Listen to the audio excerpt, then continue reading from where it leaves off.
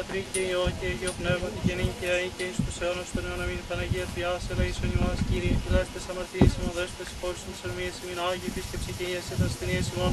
Ένε και εν το όνομα σου, Κύριε ελεήσον, Κύριε ελεήσον, Κύριε ελεήσον. Δόξα Πατρί και Υιό και Υιό Πνεύματι και νυν και αεί και εις τους αιώνας των αιώνων αμήν. Πάτερ ημών εν της ουρανής, αγιαστεί το όνομά σου, ελθέτω η βασιλεία σου, γεννηθεί ο θέλημάς σου, σε ουρανό και επί της γης των άρθρων ημών των οποίους ελδώσιμοι σήμερα.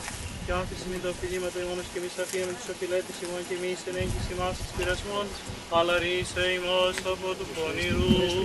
Σου εστίν η βασιλεία και η δύναμη και η δόξα του Πατρός και του Υιού και του Αγίου Πνεύματος και εις τους αιώνας των αιώνων.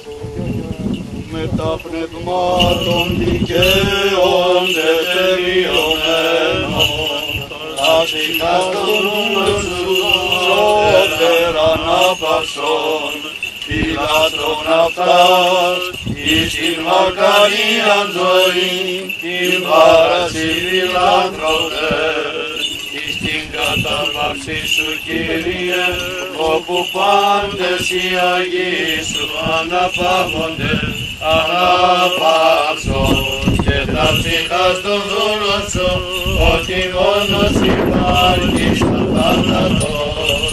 Δόξα Πατρί και Υιό και Αγίο Πνεύματι, Συ ο Θεός ημών, ο κατά βάσης Άδη, και τα σωδίνας ρίζας των επερημένων, αυτός και τα ψυχάς των δούλων σου, σώτεραν απαυσόν. Και νυν και αεί και εις τους αιώνας των αιώνων αμήν.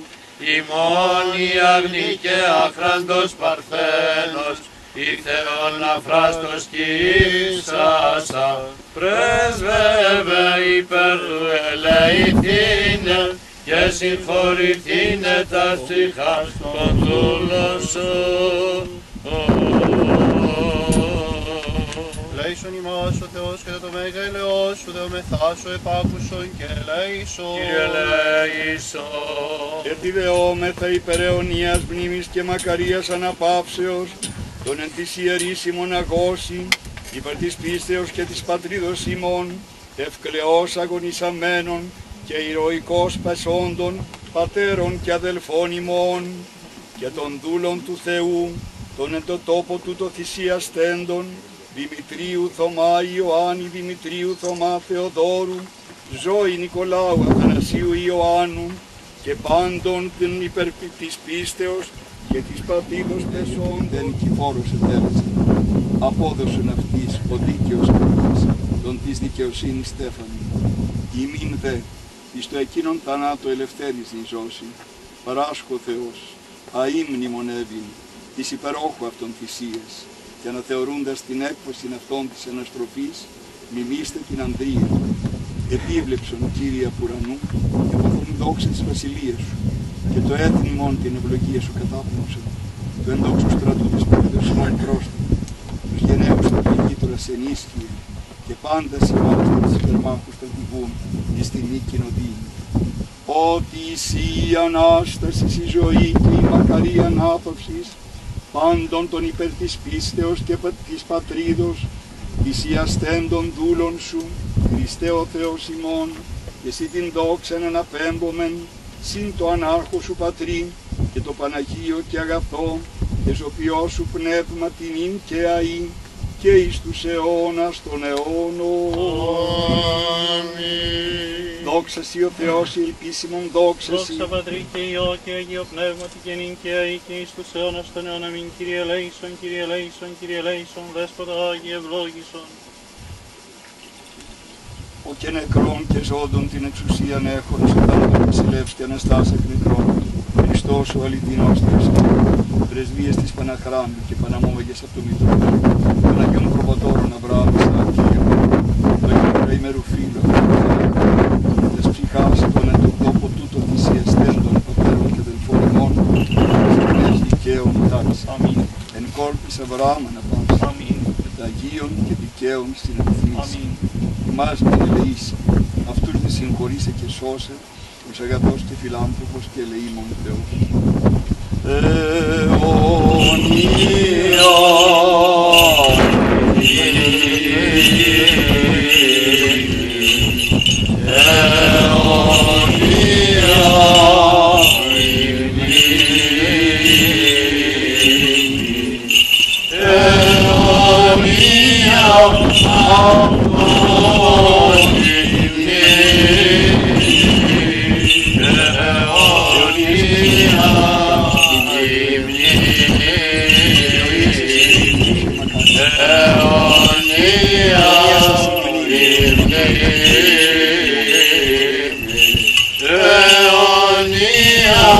αυτόν τη μνήμη αιώνια ημρή.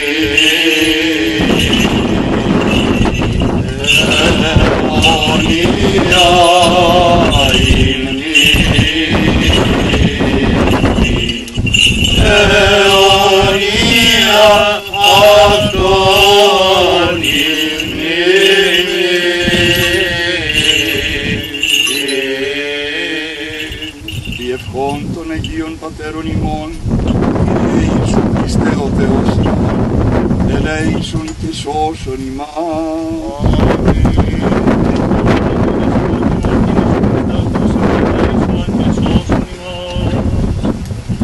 Κύριε Υπουργέ, κύριοι βουλευτές, κύριε Περιφερειάρχο, κύριε Δήμαρχε και όλοι οι υπόλοιποι αγαπητοί αδελφοί, μόνο δύο σκέψεις θέλω να καταφέρω αυτή την ώρα. Ερχόμενοι εδώ, δεν είχα ακριβώς συνειδητοποιήσει όχι το τι θα κάνουμε, αλλά το που βρισκόμαστε. Και όταν έμαθα γιατί ήρθαμε εδώ, τότε πραγματικά μέσα μου πέρασε ένα ισχυρό ρεύμα συγκίνησης. Πατάμε τα πόδια μας αυτή την ώρα σε έναν τόπο θυσίας. Αυτός ο τόπος ο συγκεκριμένος είναι ποτισμένος με αίμα. Με το αίμα των ανθρώπων τους οποίους μνημονεύσατε. Των ανθρώπων εκείνων που προτίμησαν να πεθάνουν και να μείνουν ελεύθεροι παρά να συμβιβαστούν. Γιατί προέρχονται από μια εποχή που εκεί ίσως είχαν κατανοήσει το λόγο του ποιητή. Ότι η ελευθερία χρειάζεται τόλμη, όταν έχεις αρετή, η τόλμη φτάνει μέχρι το θάνατο. Γιατί αυτός είναι ένας θάνατος που είναι γεμάτος ζωή και που δίνει νόημα και αξία στη ζωή. Και αυτό το αίμα που πότισε αυτόν τον τόπο, στον οποίο τώρα πατάμε, ίσως θα πρέπει να μας προβληματίζει. Κάποιοι αδελφοί μας σε δύσκολα χρόνια δεν συμβιβάστηκαν. Προτίμησαν να μείνουν όρθιοι και προτίμησαν ακόμα και τη θυσία. Δεν αγαπούσαν τη ζωή λιγότερο από εμάς, αλλά αγαπούσαν κάποια πράγματα πάνω και από τη ζωή τους. Και αυτό απέδειξε η θυσία τους. Ίσως θα πρέπει να σκεφτόμαστε, στα δύσκολα χρόνια που ζούμε, ότι η αντίσταση είναι μια πράξη εσωτερικής ελευθερίας που οδηγεί ακόμα και στη θυσία.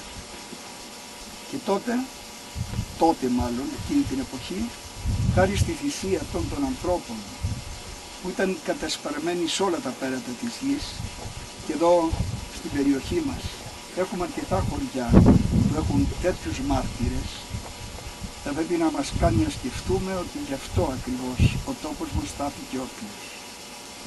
Νομίζω ότι ταπεινά υποπληνόμενοι στην τύμβο τους, που αποτελεί τιμή για όλους εσάς που την σκεφτήκατε και την πραγματοποιείτε, και μία ευχή θέλω να διατυπώσω, αυτό το μνημείο να μην εγκαταλειφθεί, να προσεχθεί, να περιποιηθεί ακόμα περισσότερο και ένας τόπος μνήμης και διδακής, και να διδαχθούμε από αυτούς τους ανθρώπους ότι υπάρχουν πράγματα στη ζωή που αξίζουν περισσότερο και από αυτή τη ζωή.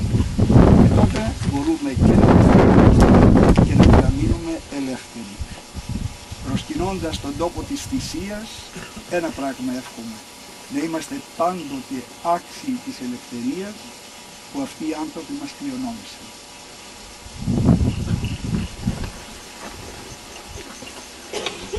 Θα ακολουθήσει ένα σύντομο ιστορικό.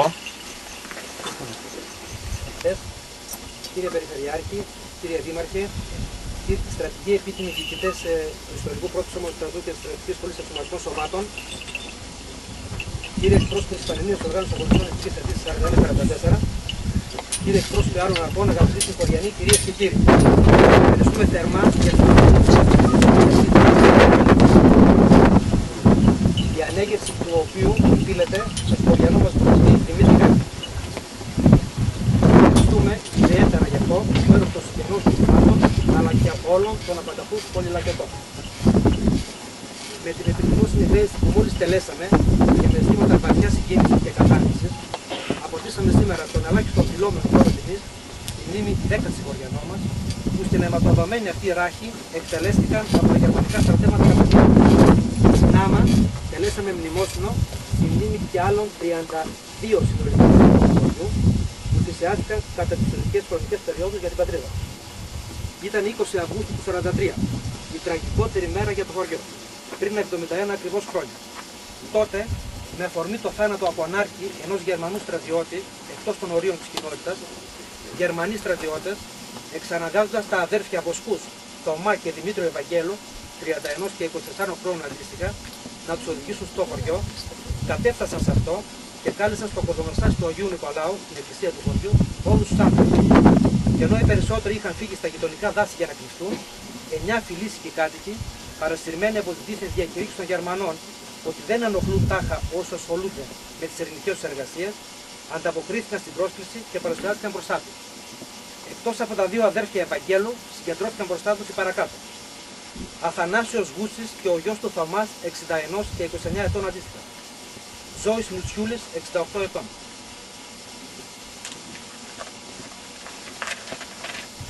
Ιωάννης Διαματόπουλος, 61 ετών. Νικόλαος Μπαϊρακτάρης, 50 ετών. Ιωάννης Στάθης, 47 ετών. Αθανάσιος Παπαγιανόπουλος, 41 ετών. Δημήτριος Γάκης, 40 ετών. Και Θεόδωρος Καραπάντος, 36 ετών.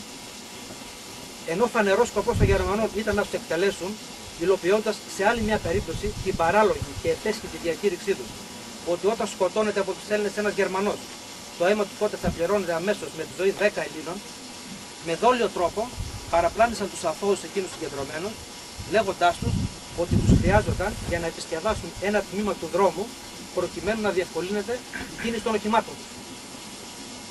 Όπως όμως παραστατικά καταγράφει ο αείμνηστος εκπατρίδας, δάσκαλος και συγγραφέας Ιωάννης Τζιμόπουλος στο βιβλίο του Πολύλαφος, που εκδόθηκε το 1988 στο ετήσιο μνημόσυνό του από την οικογένεια Γαλανίδη, πριν την αναχώρηση, ένας Γερμανός στρατιώτης, σαν αγριόγατος πραγματικά, αναρριχήθηκε στο καμπαναριό της Εκκλησίας, από όπου αφαίρεσε το σκηνή.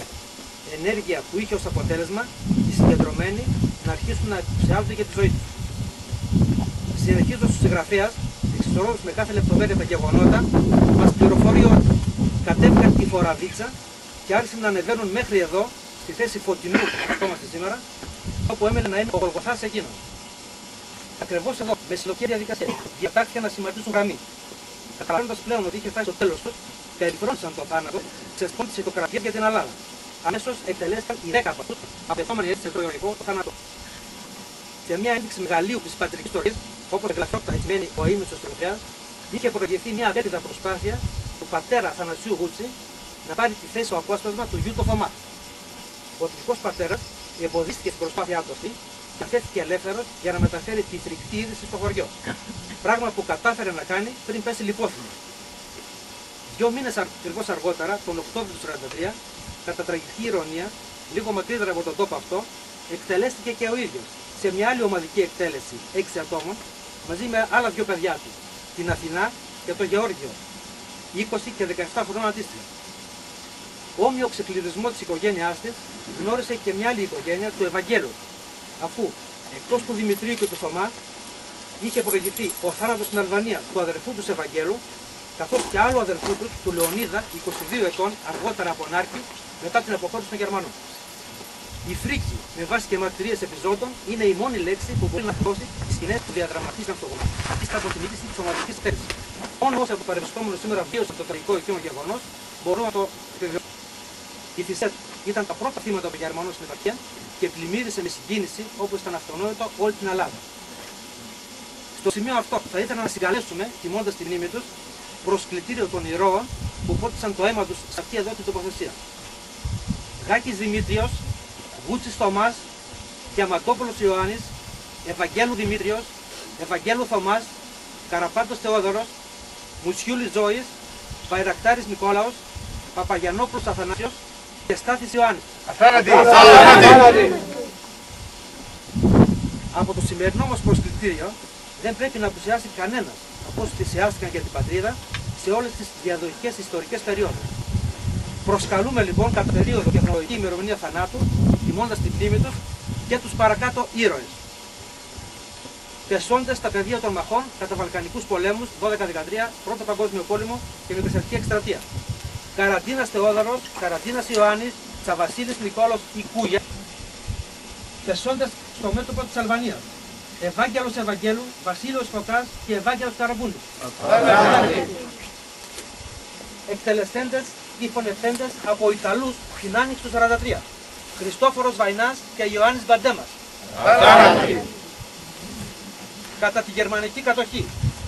Βούτσης Αθανάσιος, Βούτσι Αθηνά, Βούτσης Γεώργιος, Βουτσιούλης Δημήτριος, Διαματόπουλος Θωμάς και Παπαθωμάς Θωμάς σε μια άλλη ομαδική εκτέλεση 6 ατόμων.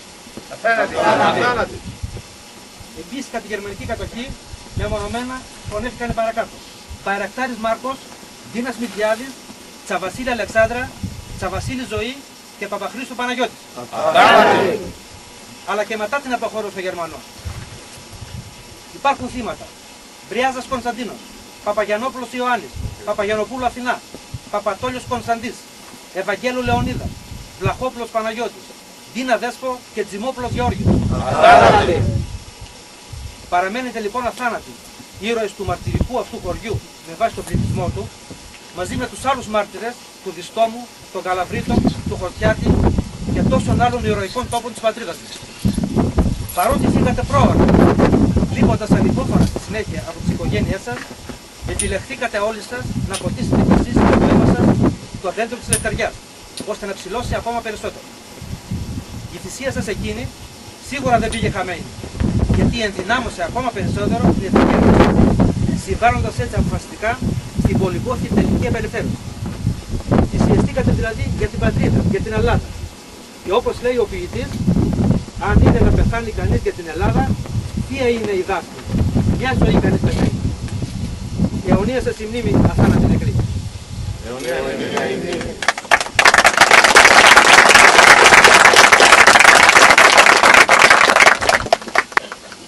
Θα ακολουθήσει η αποκάλυψη του μνημείου. Παρακαλούμε κύριε Υπουργέ.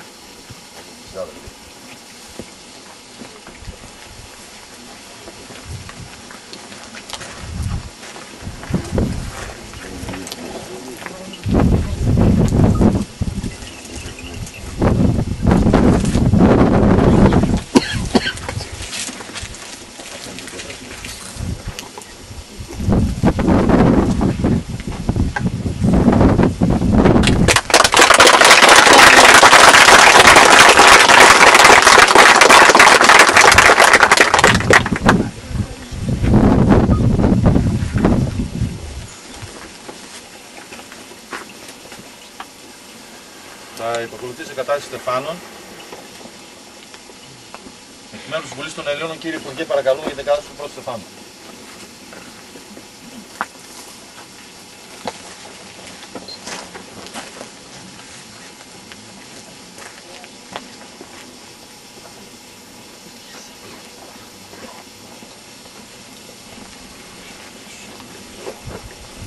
Εκ μέρους των συγγενών των θυμάτων, εγγονός του Δημητρίου Γάκη.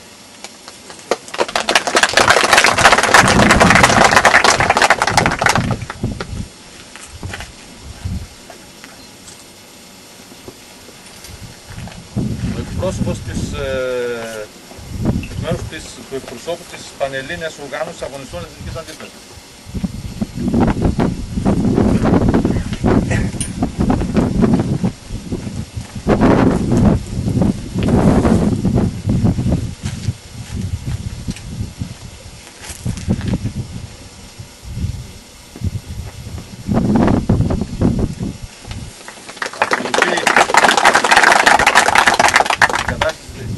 Η κατάθεση Στεφάνου από τον πρόεδρο της τοπικής κοινότητας, Θωμά Μπριάζα.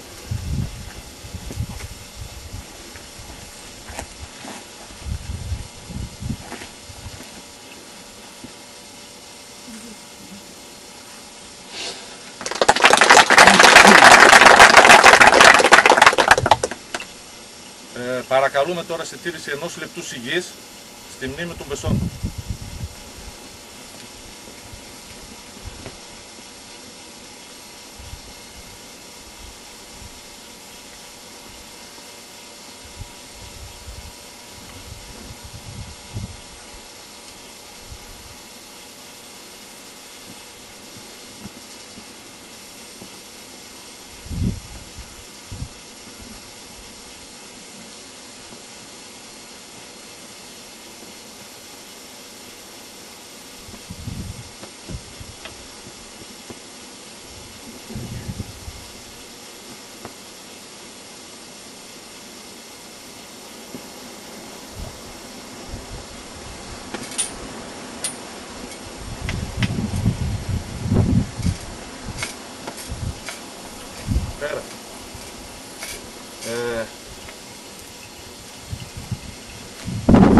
απαγγείλουμε τον εθνικό ύμνο όλοι μαζί.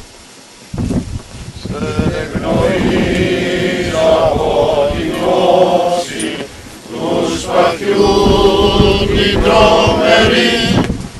Σε γνωρίζω από την όση που μετά μετράει απ' τα κόκκαλα βγαλμένη των Ελλήνων τα ιερά και σαν πρώτα αντριωμένη και οργέρα και σαν πρώτα αντριωμένη και ελευθεριά και σαν πρώτα αντριωμένη και ελευθεριά.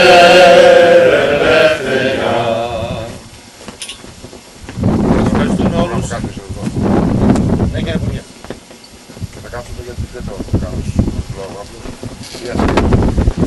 Είναι και βαρινότητα και αγαπητοί συνάδελφοι και κυρίες και κύριοι, να ευχαριστήσουμε και να συγχαρούμε τον Δημήτρη Γάκη.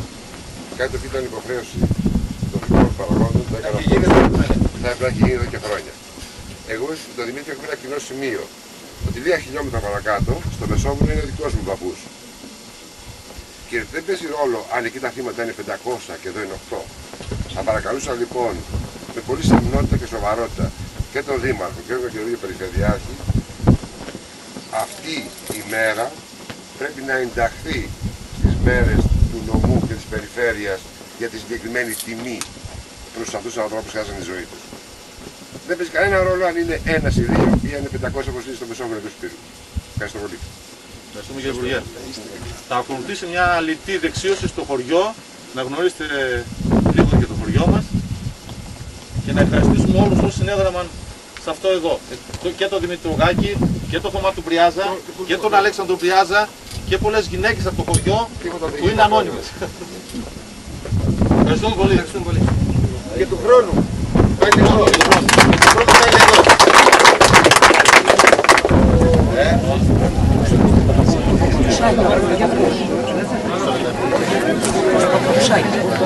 Και άλλη παππούλες, ναι. Βεβαίως.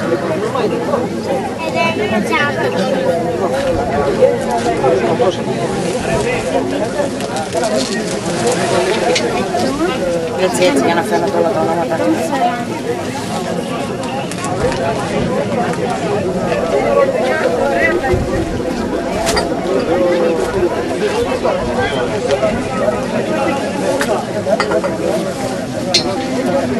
Θα τα βάλουμε λίγο να πάρετε τα ονόματα, Γιώργο.